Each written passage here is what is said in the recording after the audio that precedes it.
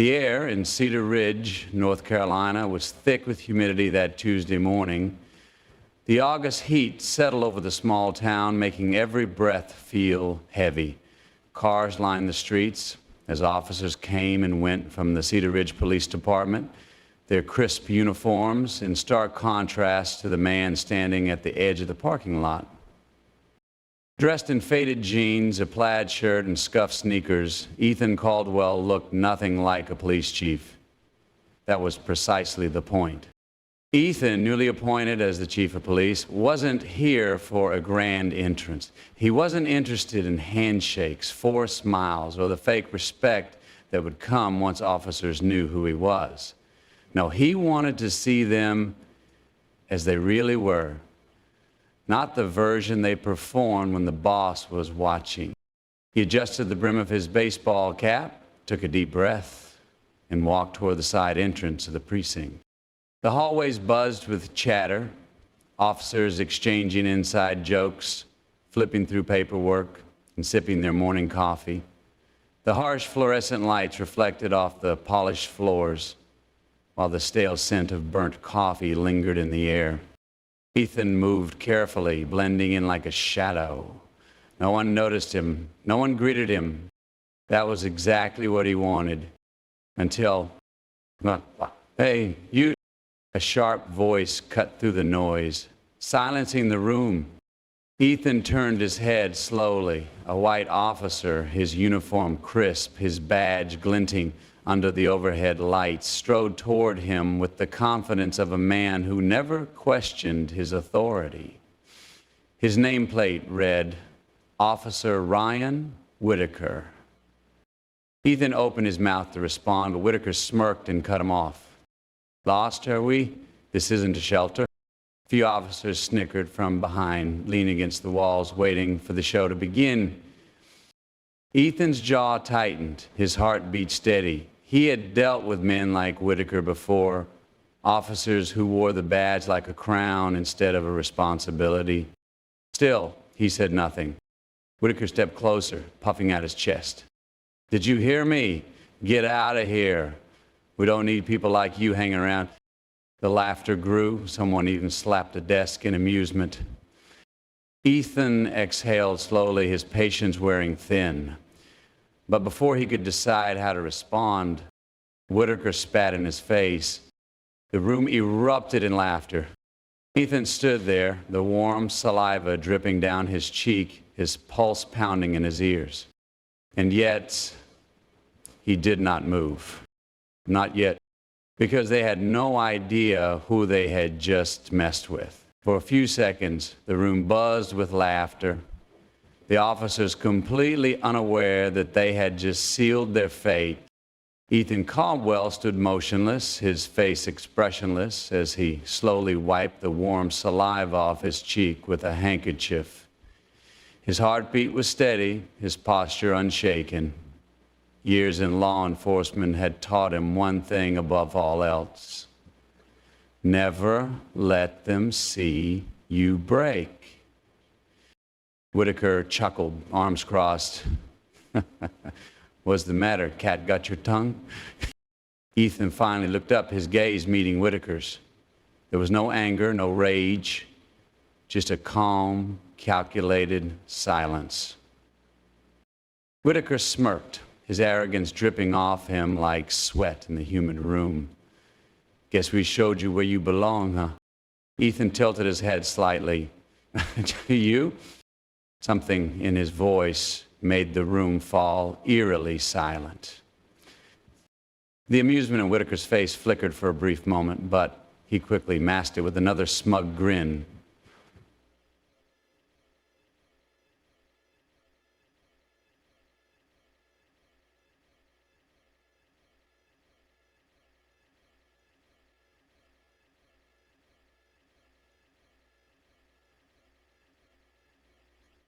There were 5-3 Meitong. Just a plein air. Ethan exhaled slowly, his fingers tightening around the fabric of his handkerchief before he slid it back into his pocket. Then, without another word, he turned on his heel and walked toward the main hallway. The officers laughed behind him, patting Whitaker on the back, their voices filled with mocking arrogance. They had no idea they had just walked straight into their own downfall. The moment of truth. Ethan stepped through the side door leading into the precinct's main briefing room. The space was filled with uniformed officers, some holding coffee cups, others still chuckling over inside jokes. The room hummed with casual conversation, oblivious to the storm that was about to hit them head on. At the front of the room stood Captain Harold Briggs, a seasoned officer with a graying mustache and a no-nonsense demeanor. He clapped his hands once, demanding attention. All right, listen up. We got an important introduction today. The murmuring died down as the officers turned their attention toward the front.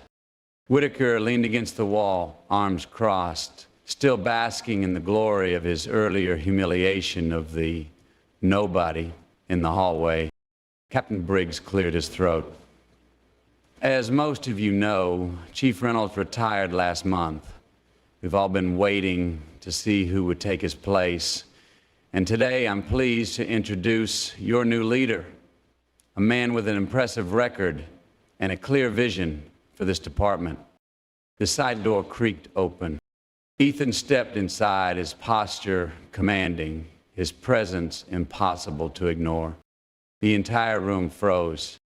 The officers who had laughed minutes earlier now stared in horror, their faces draining of color. Whitaker, still leaning against the wall, suddenly went rigid. His smirk faltered, his breathing quickened. Ethan walked to the front of the room, his footsteps measured, his silence thick with authority. He placed a folder bearing the official precinct seal on the lectern and slowly scanned the room. He let them feel it, the weight of their mistake, the icy realization that they had messed with the wrong man. And then, with a steady voice that cut through the air like a knife, he spoke. Good morning. My name is Ethan Caldwell. He let the name sink in before delivering the final blow. As of today, I am your new chief of police. The silence in the room was thick and suffocating. Ethan Caldwell let the weight of his words sink in, watching as every officer in the room processed what had just happened. Whitaker's face drained of color, his usual arrogance evaporating in real time. The officers who had laughed minutes earlier stood frozen, some looking at Whitaker, others looking at Ethan, as if waiting for a miracle to save them. But no miracle was coming, because Ethan wasn't here to be ignored. He took a slow, deliberate step forward, letting the moment stretch just long enough for the discomfort to settle deep in their bones. Then, with a calm but authoritative voice, he spoke again. When I arrived this morning, I wasn't looking for a performance. I wasn't looking for rehearsed greetings or fake smiles. I wanted to see this department the way it really is. And what I saw, he let out a small, sharp exhale. It disgusted me. Few officers shifted uncomfortably, avoiding his gaze. Whitaker stood stiff, his hands clenched into tight fists at his sides. Ethan didn't stop. In my brief time here, I witnessed a culture of arrogance, disrespect, and unchecked power.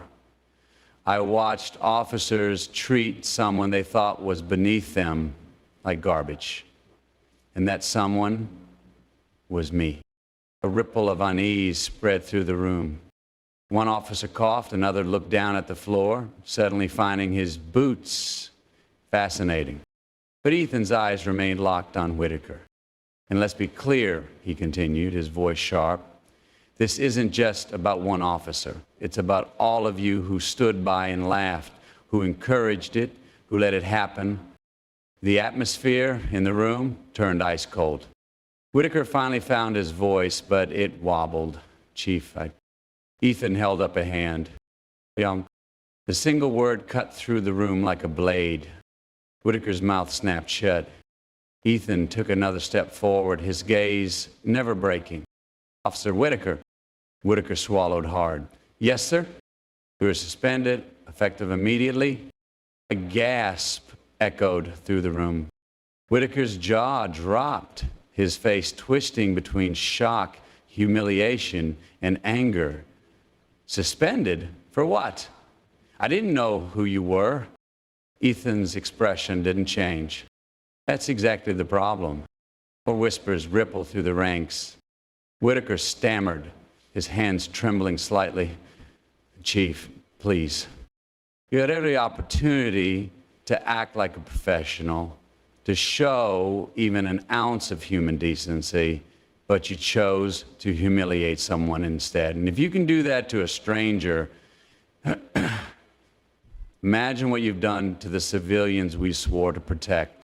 Whitaker opened his mouth again, but no words came out. The room was dead silent. Ethan let it sit for a moment, watching the realization sink in for every officer present. Then, turning back to the room, his voice rang out loud and clear. If anyone in this department believes what happened this morning was acceptable, if you think this is how law enforcement should operate, you are welcome to hand in your badge. Because from today forward, things are going to change. Silence. Then, slowly, an officer in the back stepped forward. Officer Reyes, a young recruit, stood tall. Chief Caldwell, she said, voice steady, I want to be part of that change. Ethan nodded once. Then let's get to work. The tension in the room was unbearable. Officer Whitaker stood there, his jaw clenching and unclenching, struggling to process what had just happened. His suspension wasn't just a slap on the wrist. It was a public humiliation. He had mocked the wrong man. The officers around him didn't dare move. Some stole nervous glances at Ethan Caldwell while others kept their eyes on the floor, too afraid to speak. Ethan, standing tall at the podium, let the silence stretch. Then, with calculated precision, he spoke again. I know that many of you are wondering what happens next. His voice was firm, controlled. A few officers shifted uncomfortably, knowing that whatever was coming wasn't going to be easy.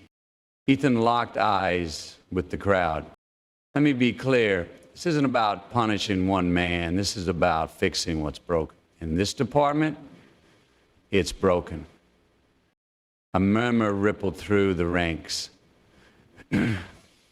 Some officers nodded subtly. Others crossed their arms defensively. Ever seen precincts like this before? Places where officers forget their duty and think the badge makes them untouchable, where accountability is a joke and respect is earned not by integrity but by fear. His words cut through the room like a scalpel.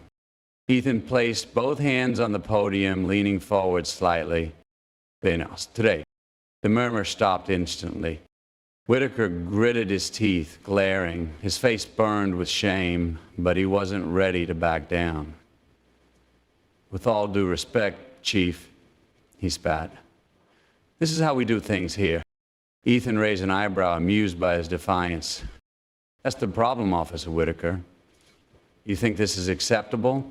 Disrespecting people? Abusing authority? Whitaker didn't back down. This is how we keep order. People don't listen unless you make them. The room fell into a stunned silence. Ethan slowly walked around the podium, closing the distance between them.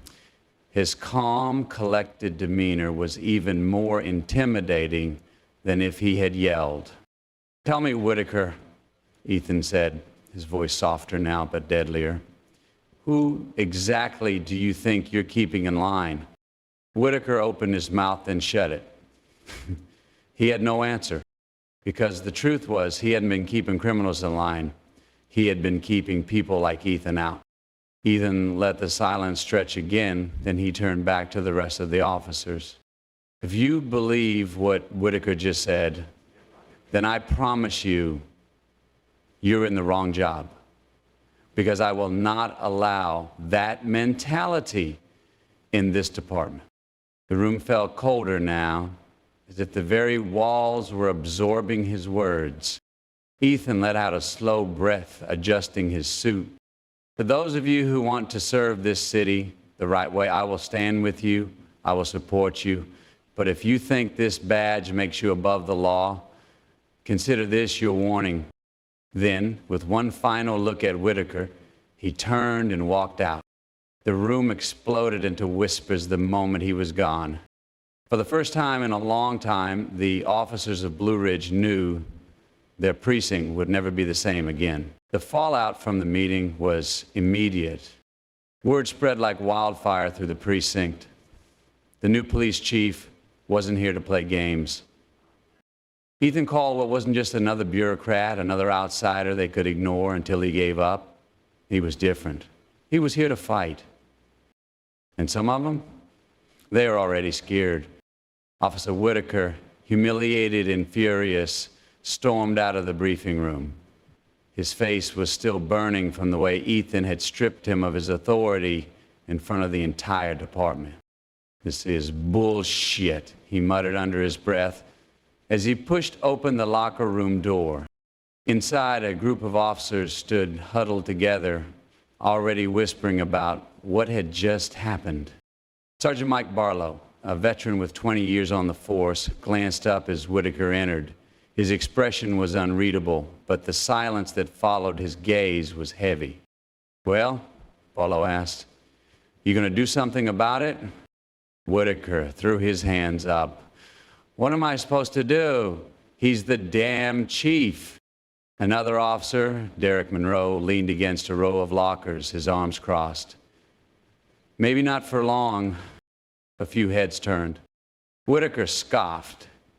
"You think you can get rid of him? That's not how this works."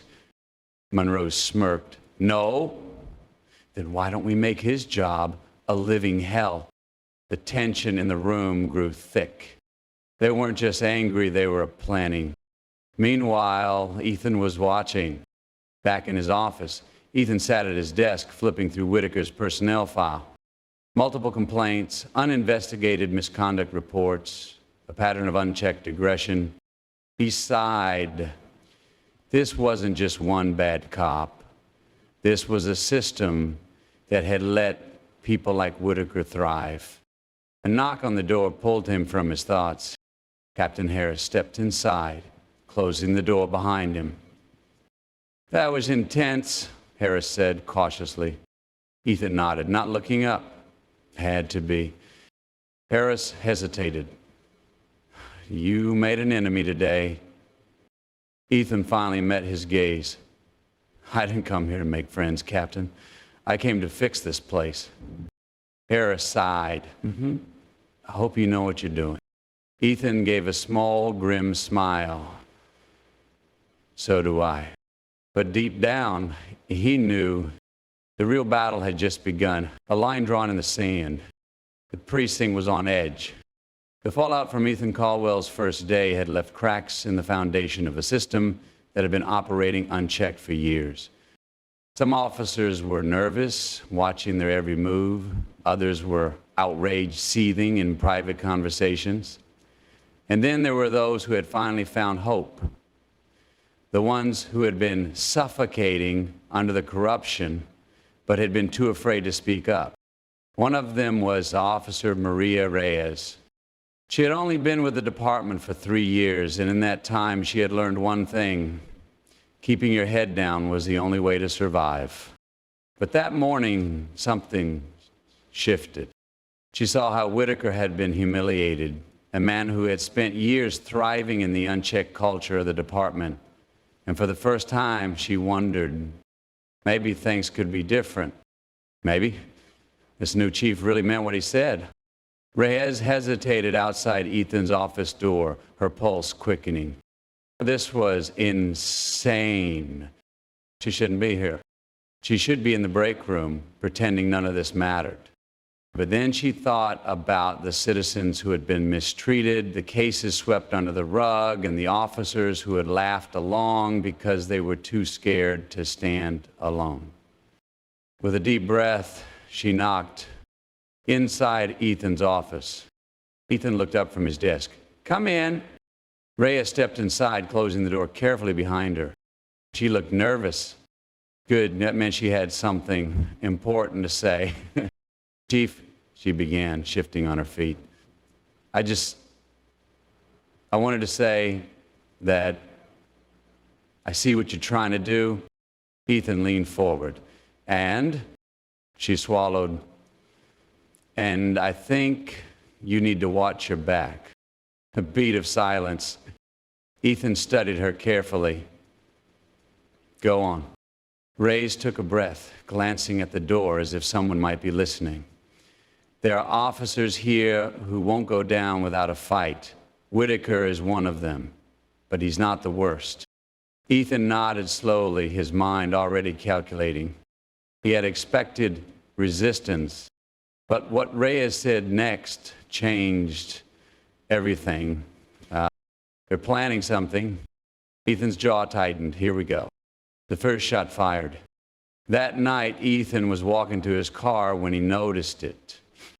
A subtle shift in the air. The parking lot was too quiet. He had spent 20 years in law enforcement. He knew what it felt like when someone was watching.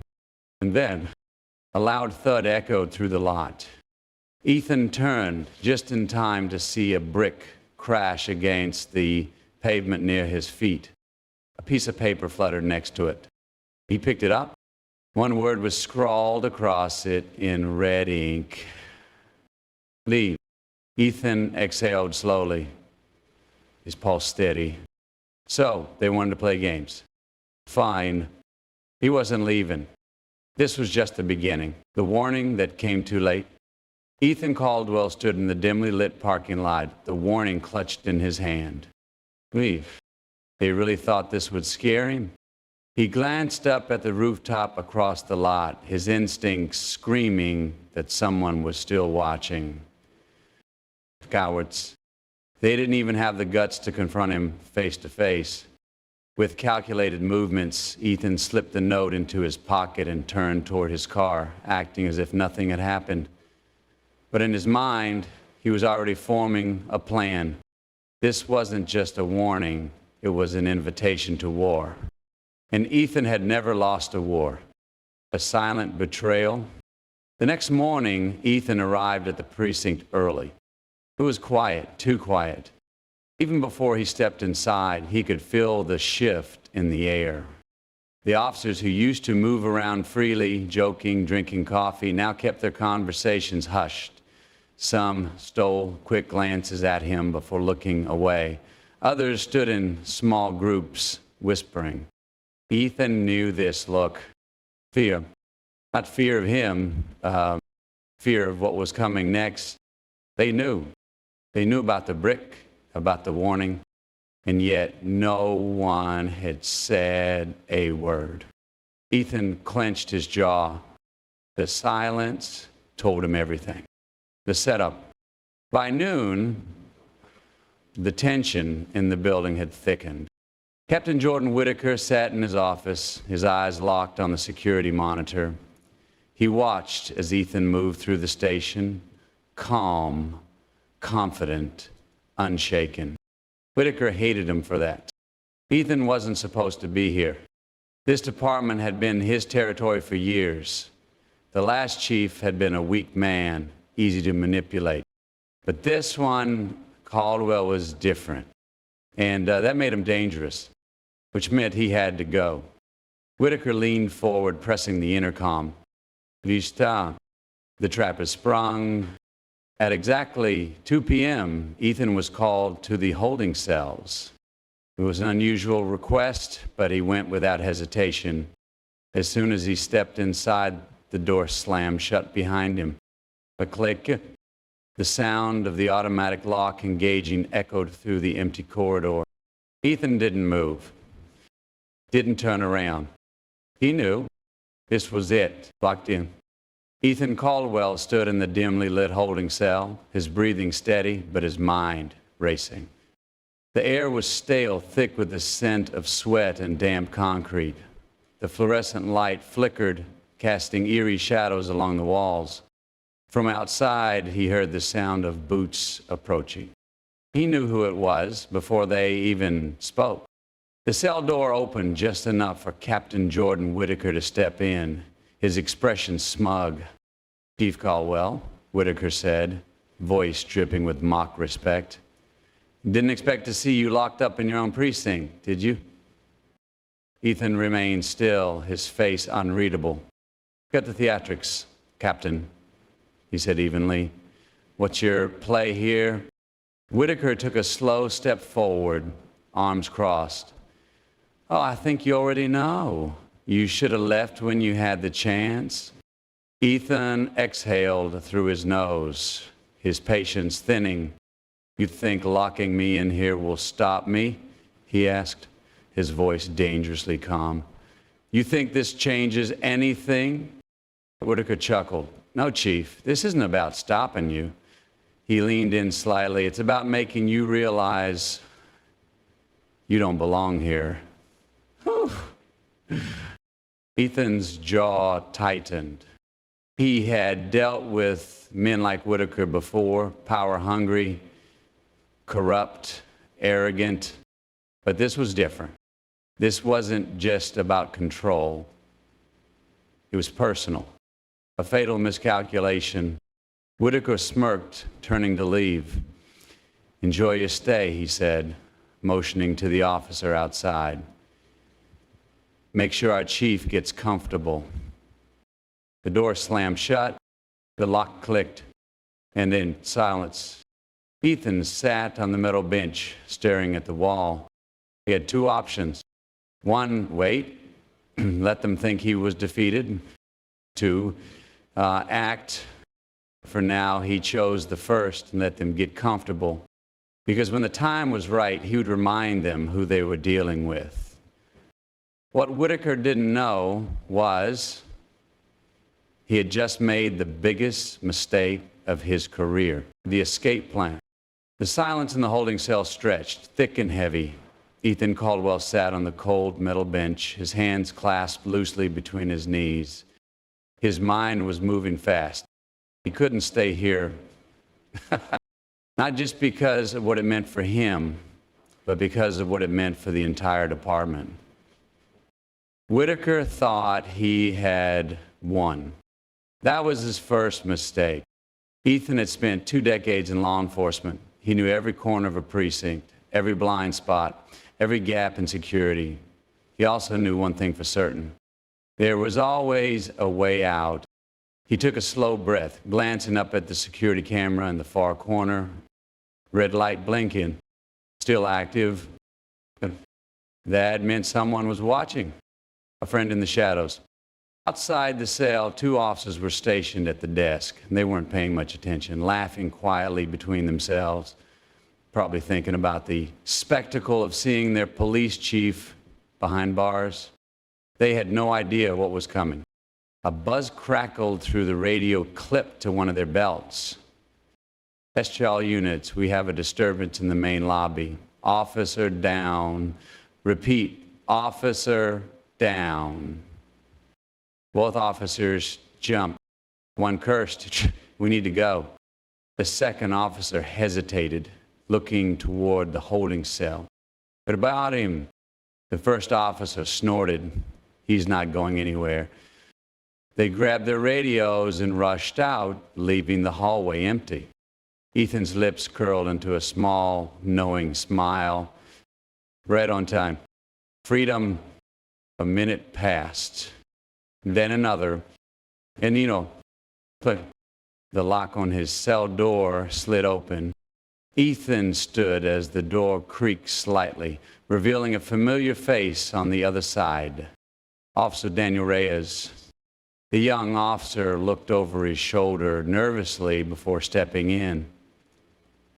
"Chief," he whispered, urgency in his tone. "We need to move. Now." Ethan gave him a steady look. "What's the situation?" Reyes swallowed. "It's bad. Whitaker is shutting down the precinct, locking it down from the inside. He's trying to erase records, clear complaints. anything that ties him to misconduct. Ethan's jaw tightened. They weren't just going after him. They were covering their tracks. And we don't have much time, Ethan said. Let's go. As they slipped into the hallway, Ethan knew the real battle had just begun. A department on the brink. Ethan and Reyes moved quickly through the dimly lit hallways, their footsteps barely making a sound against the cold tile floor. The precinct was in chaos, just as Ethan had anticipated. From the distant corridors, urgent voices shouted back and forth. Phones were ringing off the hook. Officers ran past, too focused on the disturbance in the main lobby to notice them slipping through the restricted area. How far are we from the evidence room? Ethan whispered. Reyes checked his watch. 2 minutes max, but if Whitaker's already started wiping records, we might be too late. Ethan clenched his jaw. We're not too late until it's gone. They reached a locked steel door with a keypad. Ethan's eyes narrowed. Code? Reyes hesitated. I don't have it. Ethan gave him a look. Reyes sighed.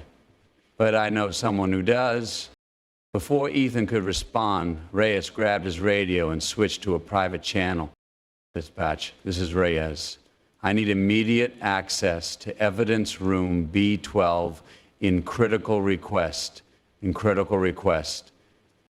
A pause, then a familiar voice crackled through. Reyes, what the hell are you doing? You're not supposed to. I don't have time for protocol, Reyes interrupted. Give me the damn code. Silence. Then, reluctantly, the dispatcher replied, 9,174. Reyes quickly punched it in. The lock released with a soft click. Ethan gave him a curt nod. Let's go. Evidence and exposure. The room was darker than Ethan expected, lit only by a few flickering overhead bulbs. Tall shelves lined the walls, stacked with files, confiscated weapons, and evidence bags. But Ethan wasn't here for any of that. He was here for one thing, the internal complaint files. Reyes pulled open a cabinet drawer labeled Internal Affairs, Restricted, and started scanning the folders. What exactly are we looking for? Ethan flipped through documents quickly. Anything tying Whitaker to cover-ups, patterns of complaints that were dismissed, reports that never saw the light of day. Reyes' hand froze over a thick file. He pulled it out, flipping to the first page. His face paled. Chief, he whispered, you need to see this. Ethan took the file. The top report detailed a series of civilian abuse complaints, all against Whitaker's inner circle, excessive force, falsified charges, threats against witnesses. None of them had been investigated. None had been reported up the chain. Ethan turned the page. His blood ran cold. At the bottom of the report was a handwritten note. They had put Whitaker's orders, no paper trail. His grip tightened. This was it. The proof he needed. They had enough to burn Whitaker's career to the ground. But before they could move, he sounded the footsteps, fast, approaching. Reyes cursed under his breath, someone's coming. Ethan shoved the files into his jacket. They didn't have time to leave unnoticed. Be ready, Ethan muttered. This might get ugly. The door swung open, and Whitaker was standing there, gun in hand. Whitaker's eyes darted between Ethan and Reyes, his gun unwavering as he stepped into the evidence room. His face was a mask of controlled rage, but his hand was steady, too steady. This wasn't a man panicking. This was a man who had been in control for too long. You just couldn't leave it alone, could you? Whitaker's voice was dangerously calm, his finger hovering over the trigger. Had to dig where you didn't belong. Ethan didn't move. He knew one wrong move could set Whitaker off. But he also knew something Whitaker didn't. I belong exactly where I am, Ethan said, his voice measured. Unlike you. Reyes suddenly shifted, angling himself toward the wall. The silent signal was clear. Wait for it. Whitaker scoffed, shaking his head. You think whatever you found in those files matters? You think some reports are going to change anything? He chuckled, low and bitter. I own this department. Ethan smirked. Not anymore. Before Whitaker could react, the intercom above them crackled to life. Captain Reed, Chief Carter has ordered a full lockdown of the precinct. Officers are instructed to stand down and report to their posts immediately. Whitaker's expression flickered, just for a second. It was all the confirmation Ethan needed. They had him. See, here's the thing, Ethan continued, keeping his voice steady. We weren't the only ones listening. The whole precinct heard you just now. Every single officer who's still loyal to their badge. Not to you. That little confession? Ethan nodded toward the intercom speaker. Broadcasted live. Whitaker's face turned to stone. His grip on the gun tightened. Desperation. He was out of options. For the first time, Whitaker wasn't in control. Ethan braced himself, ready to move, but before Whitaker could act, the door behind him burst open. Officers flooded in, guns drawn, surrounding their disgraced former leader. Put it down, Whitaker, Captain Reed ordered, his voice leaving no room for argument. Whitaker hesitated. He looked at Ethan, then at the officers behind him. Finally, reality set in. He had lost. With sharp breath, Whitaker's grip loosened. The gun clattered to the floor. Two officers moved in, restraining him as he scowled at Ethan. You think you've won? He hissed. You think cleaning house will fix this place? Ethan stepped closer, looking Whitaker dead in the eye. No, he admitted, but it's a damn good start. As Whitaker was let out in cuffs, the weight of the moment settled over the room. For the first time in years, the precinct felt different. Reyes let out a shaky breath. That was close. Ethan exhaled, his adrenaline finally starting to fade. He glanced down at the files in his hands, the proof, the evidence. This wasn't just about Whitaker. This was about all of it. The corruption, the cover-ups, the officers who had forgotten what the badge stood for. And now they were going to tear it all down. Ethan turned to Reyes. Come on, he said, we've got work to do. As they walked out of the evidence room, the precinct no longer felt like enemy territory. Officers whispered as they passed, some looking away in shame, others nodding in quiet respect. Change wasn't easy. But tonight they had taken the first step. And for the first time in a long time, justice had won.